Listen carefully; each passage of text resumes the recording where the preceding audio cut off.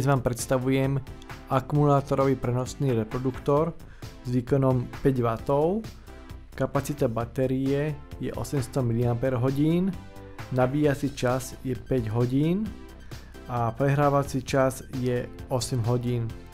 Toto zariadenie funguje na Bluetooth verziu 5 a slúži na prehrávanie hudby, ale aj na prijímanie hovorov, keďže má vstavaný mikrofón a reproduktor.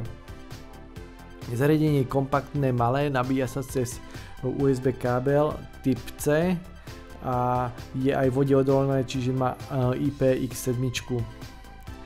Čo týka kvality zvuku, tak kvalita zvuku je na úrovni, by som povedal, takého notebooku alebo takého televízora, ktorý nemá úplne špičkový zvuk. Či je to skôr určené, ak chcete hlasnejšie prehrávať hudbu a o niečo kvalitnejšie ako z bežného reproduktora, napríklad z tablete alebo smartfóne. Celkovo práca s týmto reproduktorom je veľmi jednoduchá, stačí len ho zapnúť, 4 sekundy podržať tlačidlo na zapnutie, následne v telefóne zapnúť Bluetooth, vyhľadať toto zariadenie, vydá samo signál, že je spárované, aj pri zapnutí vydá signál, že je zapnuté a potom už čokoľvek spustíte, čo vydáva zvuky, všetky tieto zvuky vám už zrazu idú cez tento reproduktor. Zariadenie má údajne podporovať aj telefonovanie.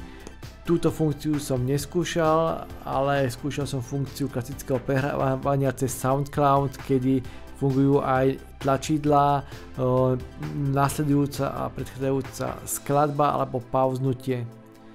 Ovládanie reproduktora je na spodnej strane produktu.